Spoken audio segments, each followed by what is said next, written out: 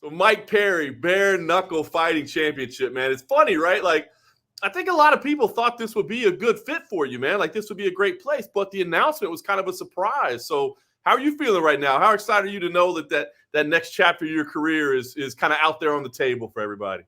Um, I'm good, man. I kind of been like marinating on it for the past couple days. I know you said you asked Dana White about it. I saw that video and he had good things to say, and I'm really grateful for that. And when Ariel Helwani asked me about it or whatever, I was like, hey, look, man, I'm a prize fighter.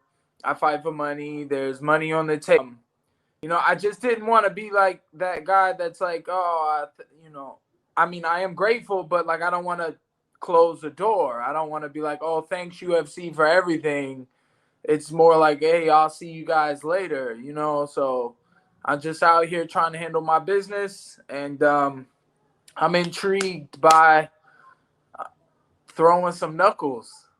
Absolutely. I think that's why people are excited to see it. So talk about how it happened, Mike. I mean, as you said, I mean, intrigued by throwing them knuckles. Did you seek them out? Did they seek you out? How did this relationship come together? Um, Man, I went to a bare knuckle show. Um, Paige Van Zant's first fight in bare knuckle, and I got to meet some of the people there, and they showed me a lot of respect and humility and kindness, and when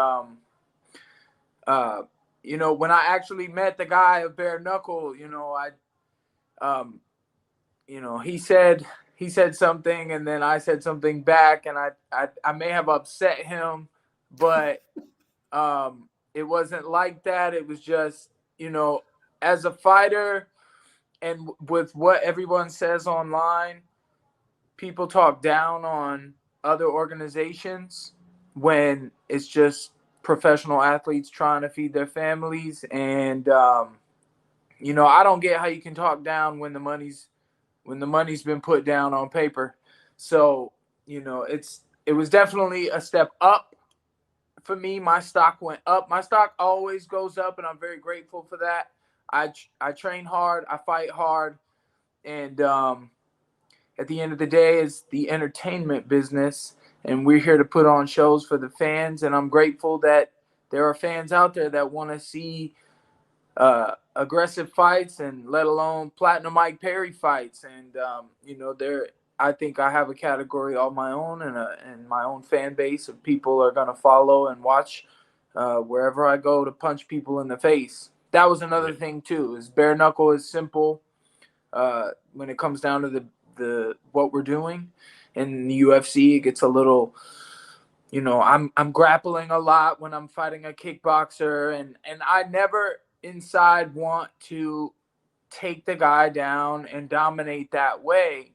I'm good at it, but like, I always just want to throw heat. I always just want to land some punches to the face. That's always my go-to. That's all I ever think about. So it just gets really confusing for me. So bare knuckle is gonna be, and it's already showing in my training, my boxing. I'm just loving my life so much more. And I know that when you're doing something that you're supposed to be doing, you might not always supposed to be loving it. It should be hard. And it is. It's hard. I'm running, but I'm in such great shape right now. It gets easier. And I just, I mean, I don't care how hard it is. When we're standing and trading, I love it. That's what I like to do. So, Mike, obviously you're a family man now, right? So I got to ask, I mean, were there discussions around the house? I mean, obviously a mixed martial artist is already a dangerous job. It's probably a little bit scary for your loved ones. When you said, hey, I'm going to go do a different thing. I'm going to take these gloves off. We're going to go bare knuckle. I mean, was anybody saying, Mike, hold on. Are you sure about this? Yeah, my business manager, he was like, I mean, he was behind negotiations, and I think he got some extra things put in that contract, and just trying to check all the corners to make sure that we were in the right place to go up from here. And my girl, she trusts, this is what I do. She's like, she thought too, I don't know, hold on. She says exactly what you just said, like, oh, hold on. But I'm like, don't you worry, don't you fret, because daddy's going to take care. And I'm going to take care of you. I'm going to take care of that boy, the dog, and myself. And I'm going to make sure that we're taken care of. And thanks to the people in my circle, thanks to the business that these these high up businessmen see that I'm able to do. I do good business in this sport. This is my sport. This is my life. I'm a fighter. I'm an athlete. I'm I'm always ready to go. So, and being in the UFC for the past 5 years, I think it has leveled up my professionalism.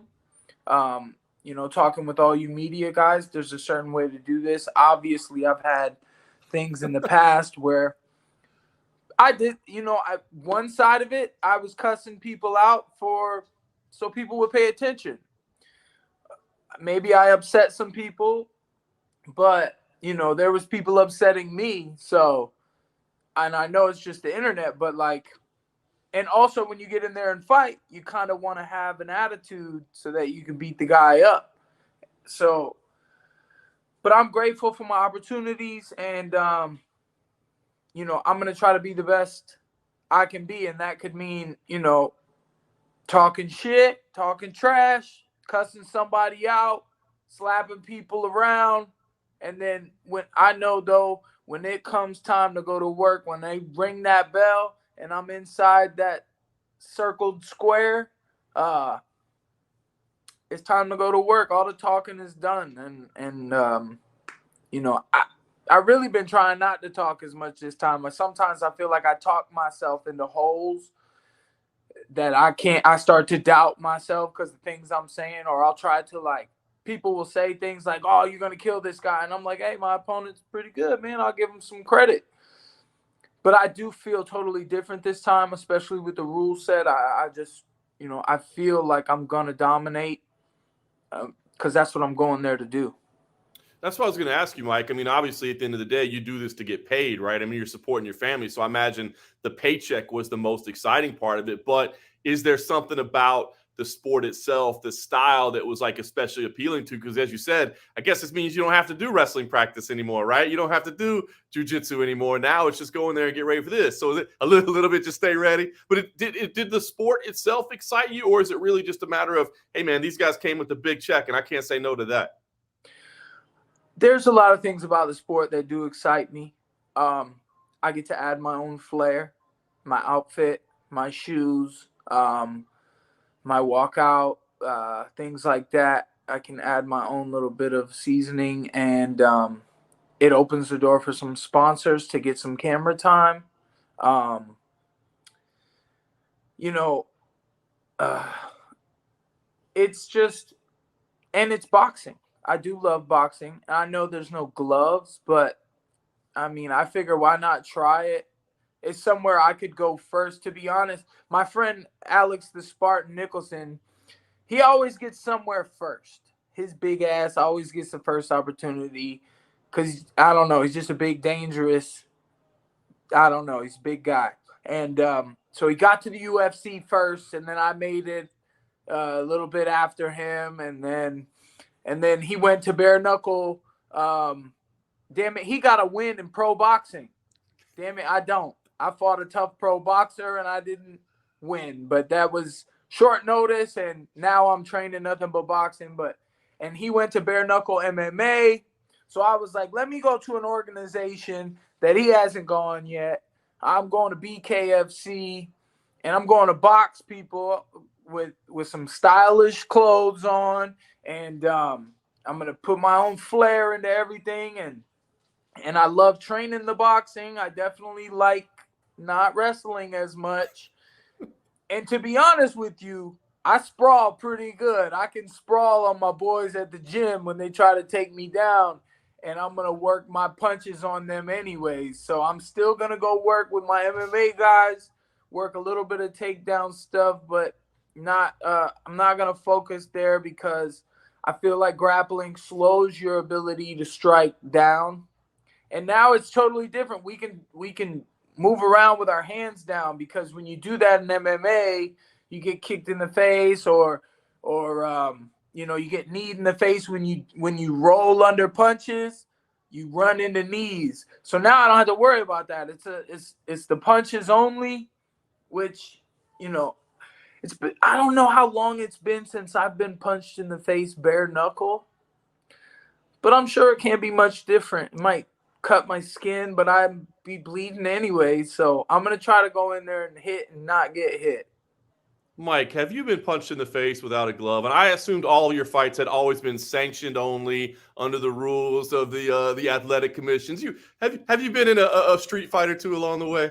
Well, man, people actually come up to me and just start shit sometimes. They're either trying to clout chase, trying to get a video. They got somebody hiding behind somewhere trying to get a video. And then they come up to me and they try me and think that I'm some what's the word for influencer? I'm some Instagram influencer, and that they're gonna come up to me and I'm not a real professional fighter. Like, it's not like, you went up to a pro football player and tried to tackle him. Those obviously, that's hard. That's why I made fun of my boy Spartan for being so big, because I'm small. So people come up to me, they don't get to see all this. I'm ripped under here. It's power, baby. But I'm small guy, so people come up to me and think I ain't shit or something, and they think they can walk all over me. They don't do that to the big guys, the football players and the heavyweights. They don't go up to them and start talking shit. But they do it to me. And I welcome it with open arms, baby. Come and see your boy. Say hi. Be disrespectful if you want to. Everything else will take care of itself. Let's hope not. Let's hope nobody does. Don't nobody listen to that. Don't go approach Mike on the street. It's not worth it. I'm nice though. Like I said, come say hi. Be nice to me. But if there's any type of I feel some negativeness, like you just whispered something under your breath, like, oh, I'm gonna go fucking slap Mike Perry in the back of the head and see what he does. Or they walk up to you and they slap you on the back. Oh, what's up, Mike? How you doing? And I will turn around and I will slap them like 5 times right back in the back. Hey, buddy, how are you? How's it going? I would not recommend that to your casual stranger. Mike, I did want to ask you, I mean, obviously, you touched on it, kind of maturing a little bit, getting to this other stage in your career, man. Can you talk about how you're feeling outside of the cage, man? I mean, obviously, you've admitted you had some dark days, some difficult times. How is life right now? Is Mike Perry happy? Is this a good time? I am happy. We do have our ups and downs out here, but I'm grateful to God. I recently went to church, and I haven't been in a while. I haven't been in a long time. And it's just seemed like everything kind of happened. Like, we met some people through the grace of God. Like, they're near us, and then they just happen to have a new baby boy. So they asked if Latori could watch their baby. And so she goes and watches a 2-year-old little girl and a 7-8 week old baby boy, and brings our son Ocean over there, and she watches the kids for a few hours, and then turns out their families, they have a pastor in their family, and they got a little family church, so they invited us and we went. And then I went that Sunday, and we're definitely going to go back. I wanted to go back, and that was last Sunday, and then all of this stuff happened this week. Now, I keep saying this, no wire has hit my bank account yet. So really, it's so funny because nothing has changed, but everything has changed. There's just like a whole, it's like we were going downhill and now we're going uphill, or to be honest, I gotta say, going downhill doesn't sound that bad, because it sounds like you're just going with the flow. You know what I mean? Going uphill sounds like a lot of hard work, but we're just going with it, and I'm trying to follow where God wants me to go. And I'm doing what God wants me to do. I'm going where he wants me to go. And I'm watching my P's and Q's. I'm not trying to be a good person. I am a good person. And I need to find ways to show that more. We're gonna, now we're getting to the point in my career where we're gonna open some LLCs, and we're gonna open some nonprofit foundations and things like that, and see where I can give back to the community that has helped me grow so substantially. So, and I know that people aren't entertained by someone saying that God has done so much for them. Maybe there's lots of people that are, and then there's lots of people who watch the sport. So you were talking about matchups. I mean, are you looking at matchups already? I mean, are there names that you're already looking at and saying those are the people I want to fight? There is one guy. Well, there's two guys that I would say that I would be interested in fighting. I have a story behind the number one contender, who was a mechanic of mine, or so he say, or whatever. He worked on one of my cars. He did a good job. And then I brought in my new car 10 months ago or so, at the beginning of January, or in the end of January. And we've been trying to deal with this guy for a long time. And today we were going through things, and I even posted a story, and they were like, hold on, can you wait off on that? We want to get the paperwork done. I'm sure he'll say that he'll fight me, and then he might not even show up to the fight on fight night.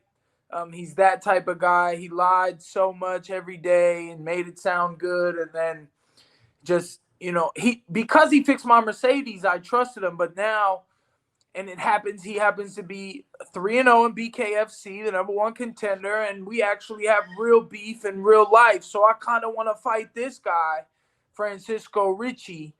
And obviously, I beat the number one contender. I fight the champ, and I win the title for bare knuckle boxing champion of the world, Platinum Mike Perry. That sounds good to me. And it's respectful. It's not, even though we have real beef, like, it is what it is. Like, I was nice to this dude for a long time when I knew he was lying to me. And I mean, there's a story behind it. I want the story to come out. I want to tell people what this guy did to me, and he made me a fool. And is because I trusted him, because he's done things for me in the past. So, that kind of hit. And then I saw Kevin Lee's released or whatever. He's a free agent. I called him out yesterday. I said, hey, come fight me in bare knuckle. If he's down, and we're professional fighters. It is what it is. If you fight for a living, you don't have to be mad because I'm calling you out. Like, let's fight. Let's get this money. And, let me beat your ass. Like, I'm finna beat your ass. It's simple. I like that story. I bet everybody has had a mechanic along the way somewhere that they wanted to punch in the face because they screwed him over, man. That's some real life stuff. Mike Perry might be a good guy for once. People will be like, that Mike Perry represents me. Yeah, let's go. I wanted to call out, I think I did call out Jake Paul. I think I called out Jay Leon Love. Like, they do boxing, so let's take it to the next level. Let's do some boxing. Let's bare knuckle box. I dig it. Are you still going to keep fighting at 170, Mike, or do you think you let yourself get bigger, not competing in mixed martial arts? What's the plan? I think the weight class is 175. That sounds good to me. That last 5 pounds is always a problem anyways. Now I can actually try to put some more weight on, but I'm at a pretty solid weight right now. I'm in great shape. I think I have low body fat percentage. My cardio is there. It's great. And I'm strong as an ox. And I think I could make weight, tomorrow if I had to. I got at least 10 or 15 pounds of water in there. So if it comes to dehydrate and rehydrate, whatever, or make the weight hard work. I've done it so many times in the UFC and in pro fighting. I've always been good about my weight. I have missed weight on two occasions in my life. One was a pro boxing fight, and one was against Tim Means in the UFC. But it's like it's all mentality. It's all mental warfare. It's all a mental game. When I'm really excited, and you can't have any excuses though. That's been my thing lately. Is like I've been on this. I've had plenty of excuses in the past. Oh, I missed weight against Tim Means because I wasn't as like excited as the Robbie Lawler fight, so I just started slacking off. No, that's an excuse. We can justify things. Excuses sometimes sound good, but they're still excuses. And shout out to Big Z, man. Zion Clark. Um, Zion is this guy who doesn't really have his lower half of his body, and he's an athlete. He's such an athlete. His upper body is built fantastic, and he's a very nice guy. And he's got this tattoo on his back that says "No excuses." And I have his book actually. He has a book. I have it here in the house. Give me that book, please. It's in that drawer. And I mean, I met him. He came through the gym and trained with me, and just he motivated me a lot because he has no excuses, and he has all the excuses in the world. So, and he chooses not to have any. So, no matter what, it's no excuses. I train hard. I show up, and I'm going to fight. Shout out to Zion Clark, unmatched. No excuses, baby.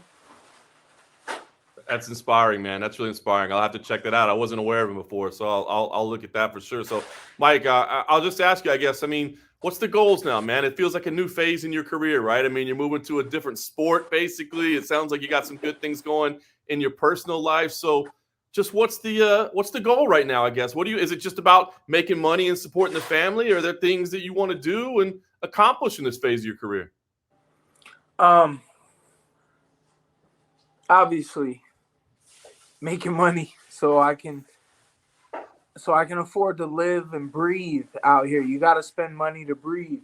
My girlfriend definitely has to stop scrunching up plastic bags because I can't even hear. There's like plastic bags just being scrunched up over here. Just please stop crushing these plastic bags. But so yes, obviously I want to make money. This is my job or whatever, but I want to do business too. Like I want to be beneficial.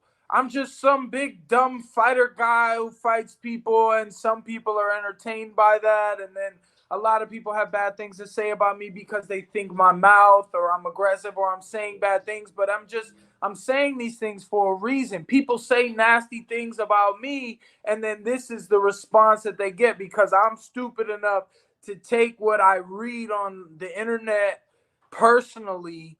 When no one ever says it to my face, they're always nice to my face, or at least the people who come up to me happen to be nice people.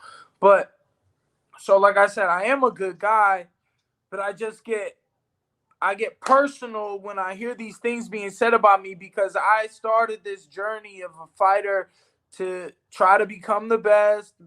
I think that I have skills and attributes and talent that a lot of people aren't born with, and I'm trying to use those talents and better myself with practice.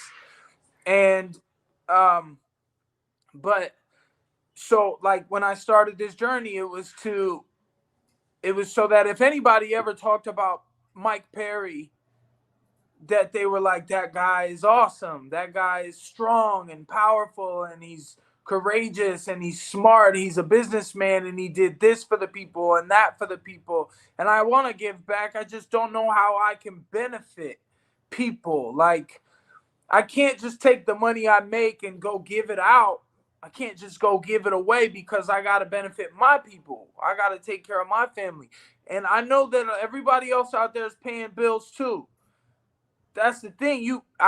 And everybody else, maybe they have weekly income, monthly income, or they get paid like I do. I get paid one time, and then it's, I just pay bills and then I wait for the next one. Not seeing things come to me, that's my fault. I have no excuses. My business, I haven't taken my platform and pushed business to help and benefit people so that we could all work together enough. And I want to be more beneficial and I want to be helpful.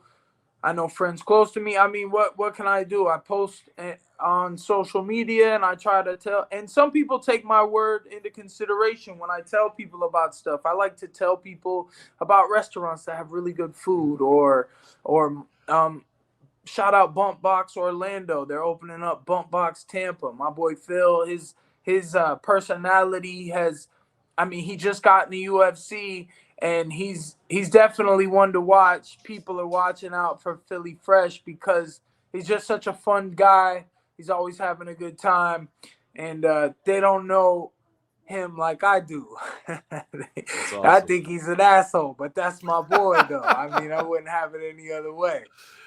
That's hilarious. Well, Mike, maybe you can end up serving as an inspiration for people the way Big Z inspired you. I mean, obviously, look, you've had your share of dark days, right? You've had your share of things that I'm sure you regret, but it sounds like this is a new phase in your career. Maybe you can come out of this with a bright, shining light, you know what I mean? And inspiring other people the way that it sounds like you're inspired right now. I'm praying for that, brother. I want to inspire. And it's like I said before, it's a hard line where you got to be a mean, aggressive person so you can win a fight, but still be an inspiration to lots of people who. And what is inspiration? What is motivation? It's crazy to me that I can motivate with my physical abilities. I can motivate some businessman out there with a mentality to just be aggressive, typing on a computer or something. You know what I mean? Like I want to benefit people, and I feel like I understand a lot of things about life. I'm a very down to earth. The way my dad raised me, we're very no excuses type of people. No crying, no complaining. You just move forward. If I'm going to inspire anybody, it's going to be that way. I'm very down to earth, and I'm like, hey, you can't sit there and cry because you're injured. You got to get up and make it better. You got to walk it off. I believe in walking it off. I can break my leg and walk it off. Is it hard, Mike? I want to ask you. I know I've kept you for a while, but I got to ask you this because I'm curious. You talk about it. You kind of touched on it. Like, the thing that everybody loved about Mike Perry was Mike Perry is this crazy, savage dude with tattoos on his eyebrows. He's a madman, and he's going to come in there and brawl. And again, I don't want to excuse anything that you've done or mistakes that you've made, but then we expect you to walk out of the cage and be like the most well-adjusted human being and say hello in the grocery store and, I don't know, pass out. I don't know. It's just, is that a tough balance to strike? It's like we want you to be the craziest, wildest dude we've ever seen that's screaming and saliva's coming out your mouth, and but we also want to make sure that you're. And again, Mike, you've done some things that I know are wrong that you wish you hadn't done, but is that a hard balance in life to find? I thought about this the other night or last night or something, where I was, so many times in my life, I write a whole tweet and delete it before I ever even put it out there. I just read it over and over again myself, because when I do things, it's like I'm doing them for me. I'm coaching myself. So, like, I was saying how in order to be a great fighter, a great athlete, a great martial artist, you have to be a great person. Personally, like, you have to be, because if you're just clouded with all this darkness, like, you can't go to the gym with your boys and want to kill them. You can't. They're your boys. Like, it's not like that. We hit each other and we try to beat each other, and then after all these years, I can really see how technical it all is. That doesn't mean I don't get angry. That doesn't mean I don't use anger as fuel. But I am a good person, and people are different though when it comes. So there's fighters, there's martial artists who understand what we're doing. We hurt each other at the gym, but we're just practicing, and then it's all hugs after. And but people who don't do it, I honestly feel like it's those guys, like, college jock kids, like boys come up to you and they have an attitude and they think that you're some type of way based off videos they've seen, but they're not interested in getting to know the person that you are personally. And you have to, me and everybody else has to understand that there is a real world and then there is a social media world. So whatever you've read about someone, anyone, whatever video you've seen about someone, anyone, if you have not had the chance to talk with that person specifically, individually, one-on-one for 5 minutes at least, then you have no excuses. You cannot judge that person. You are not in their shoes. You do not know their situation. And I'm talking about, how many people are in prison that were falsely imprisoned, accused, or like convicted, falsely convicted. Like, those people are out there. They exist. We don't know how many. God bless them. God has a plan. He's the only one that can take things like that and make it okay for that person. You talk to someone who's been wrongly confused or convicted. I've seen the videos. They're like, they've proven this after 25 years. They proved that I'm innocent. And then the person is just like, they're okay. They're like, hey, I'm happy to be out here. I lost the last 25 years of my life, but that was God's plan for some reason. God put them in there and protected them. Who knows, man? Life is a trip. So, when I was calling people out saying, come up to me, say hello, it's because I'm down to have a conversation. But when people come up to me and they say hello, that's as far as they thought. They're like, oh, I saw Mike Perry. Oh, what's up, bro? How you doing? That's as far as they get, because I'm like, hey, buddy, what's up, man? I'm good. How are you? They haven't even thought that far to answer me. They didn't think I would ask them that question. How are they doing? They don't even know what to say. They're like, I'm good, man. They got their phone out and they're just like, I'm like, do you want to take a picture? Oh, yeah. Can we take a picture? Okay. Hey, I'll even ask my girlfriend sometimes, like, hey, babe, will you take a picture of us, please? Thanks. And then, like, I'll stand there. If I'm not walking by, like, sometimes people call me and I'm walking by and they, like, want me to come back to them. I'm like, I just wave, like, hi, and I keep walking. I'm not going to stop for somebody I don't know.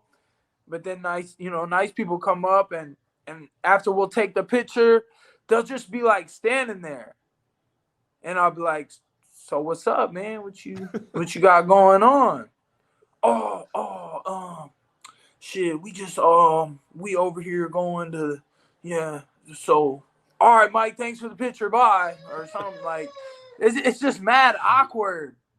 So, I try to think sometimes, if I met someone famous, what would I say to them? I know I don't have nothing to ask them. I would ask questions too personal. I would be like, so, like, how much did you make last year? And, like, what did you do? What investments did you do last year when you made that money? And, obviously no one wants to be asked that, I feel like. So I know I wouldn't, and, whatever. Then you'd be the awkward guy. I met Shaq at a BKFC fight, and I was just like, wow, like, oh my God. I asked my manager, I was like, yo, can you tell Shaq, can I go say what's up to Shaq? And they brought me over, and I was like, what's up, man? How you doing? I guess he knew who I was. I know. I was like, oh, Shaq knows what's up, boy.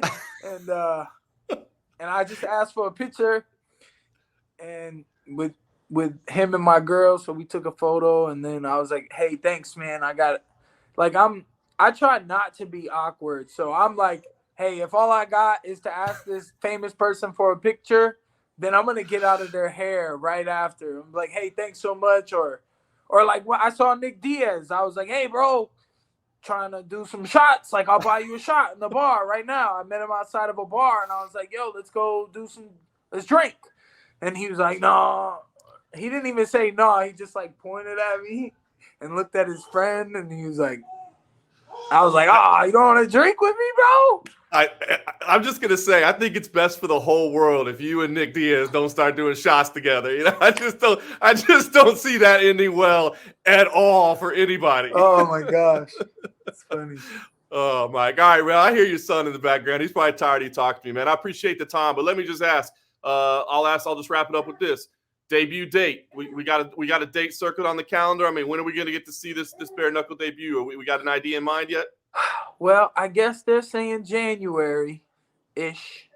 Who knows if they got a card they're putting together. I know Platinum Mike Perry is ready. I'm ready to go. I think they know I'm ready. I'm training. I'm posting up my mile times. Full on sprint for 2 miles. You know what I mean? That's to me, that's what a BKFC fight is going to be like. And so I think I'm posting, you know, I'm showing my hard work and my efforts in the gym. And like I said, I'm a prize fighter, which means anytime, any place, anywhere, anybody, we can make it happen. If they see a draw for something somewhere, if a fighter pops up, if a fight falls out, they can call on me and I'll be ready. I am ready to fight today, tomorrow, the next day, the next day, the next day, the next day. I will be in the gym fighting until they call me to come fight for a crowd and entertain. And I will show all the hard work that I've been putting in. It could be any time. That I think there's some big things happening actually that I'm not allowed to talk about that should bring some ears, man. Like, I'm talking big news, and I hope it happens. Like, kind of like the mechanic, people talk big shit, but when it comes down to it, signing on that dotted line, we'll see if they want to do it. But if it happens, you're going to remember that I said this, and you're going to be like, oh, wow, it really was crazy. That's crazy. I love it, man. That's a tease right there, Mike Perry. I appreciate it, man. Well, listen, I've taken too much of your time today, man. But, hey, I just want to say congrats on the new deal. It's good to see you happy, man. And I look forward to seeing this fight. It's good to see you, brother. God bless, man. Thank you for your time.